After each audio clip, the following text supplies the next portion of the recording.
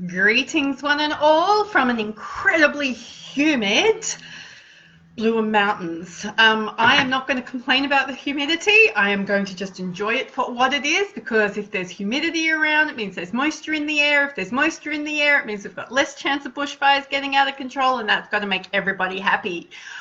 Welcome to Wednesday afternoon. I know I wasn't live yesterday. I was fully cognizant of that fact. I actually gave myself a little bit of TLC because once the rain started, I found myself getting quite emotional with all the relief of the last couple of weeks. But I hope that this video finds you well. I actually have something quite significant, I think, to say today. So I've spent a bit of time preparing for the live today. I do have a really scratchy voice. So I mentioned a couple of days ago that I was struggling with my voice, which I thought was the smoke. I'm not sure if it still is.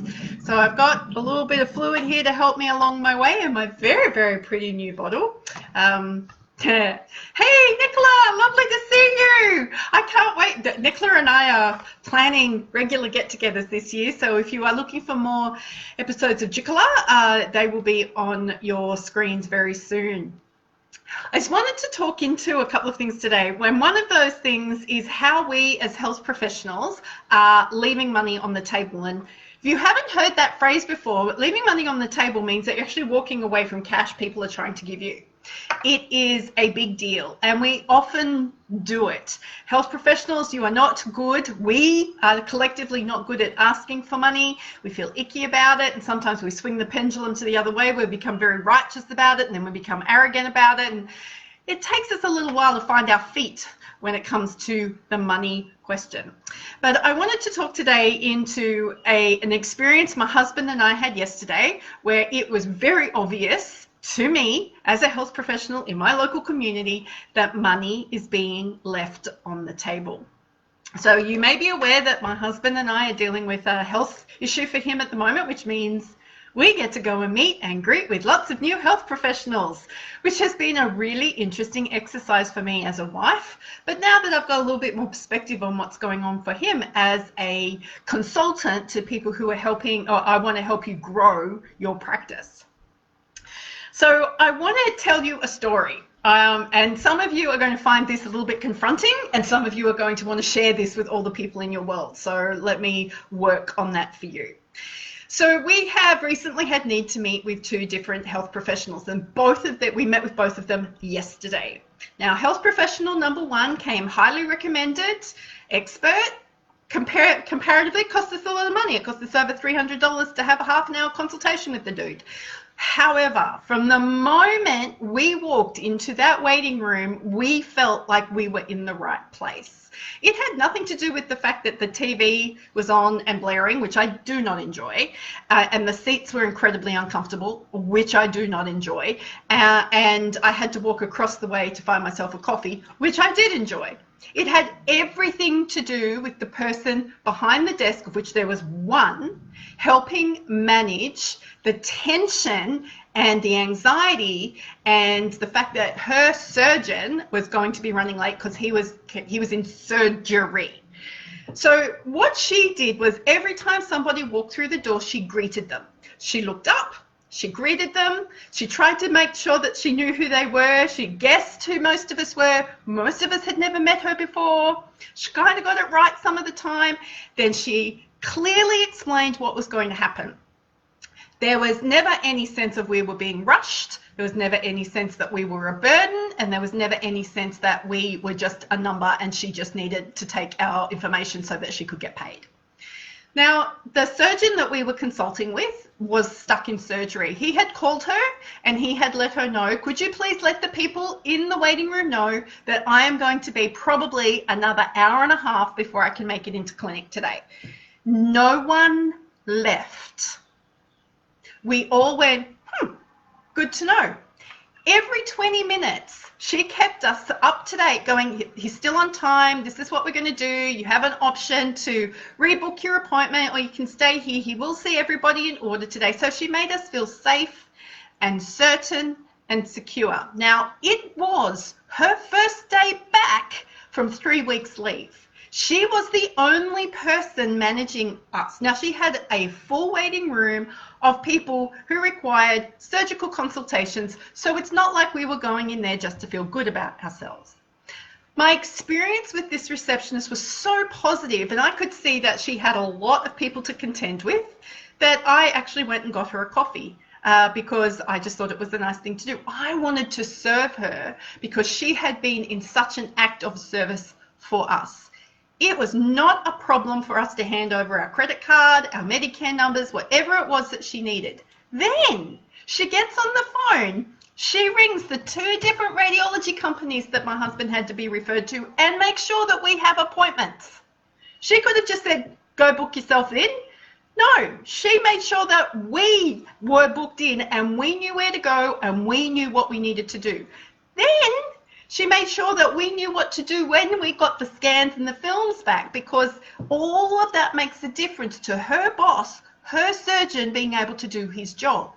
We got end-to-end care. We were not left wondering one iota what needed to be done, how it needed to be done. I don't know about you, if you've ever been to a health professional or a medical person,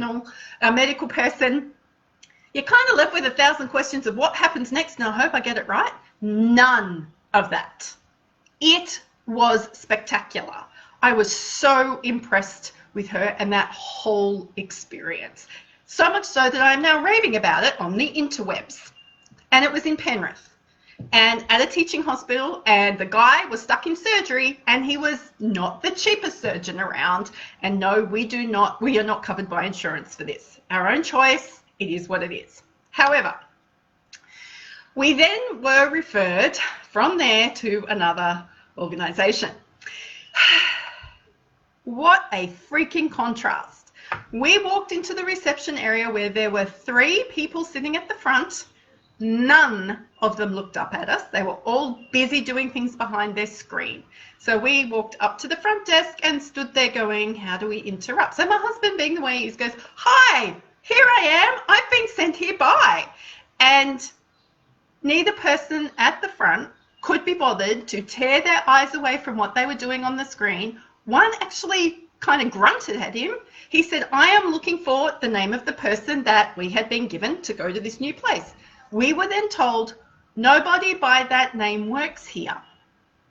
Then all of a sudden, this person by this name walks out and goes, oh, you'd be looking for me. What? So already I'm pissed off. I am so disrespected, and I cannot believe that in the space of a phone call being made less than 5 minutes ago that we were having such a god-awful experience. Then it became all about the pieces of paper.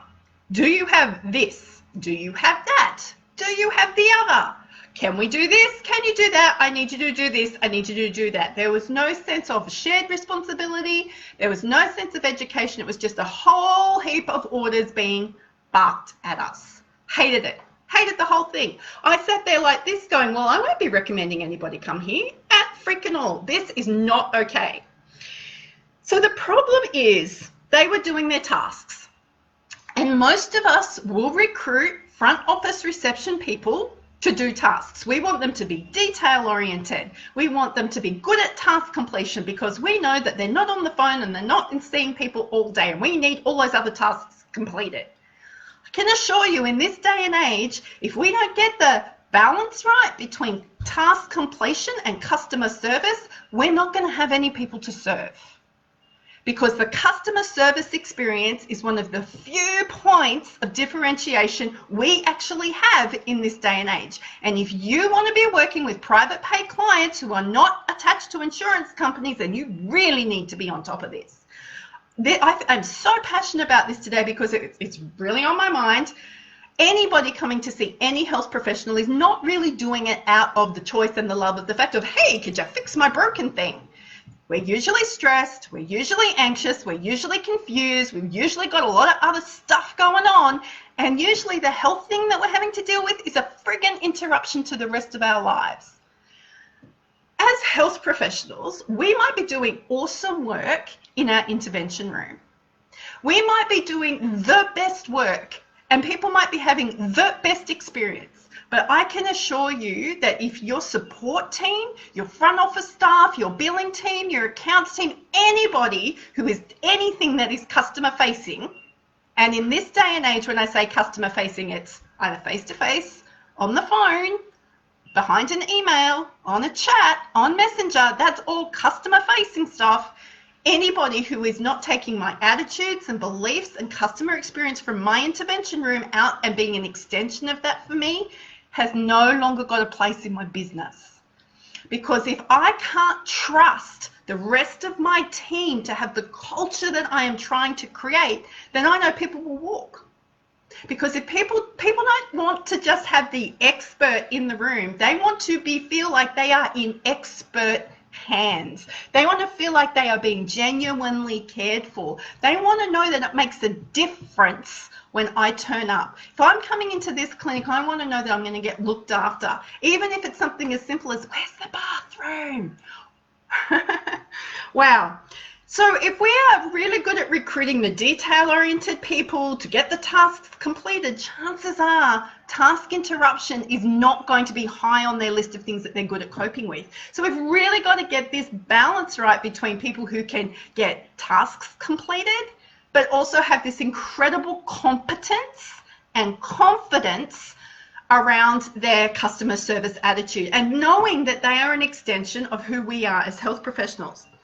So a part of that solution, yeah, Brad, you are right, it can be even more important with insurance companies.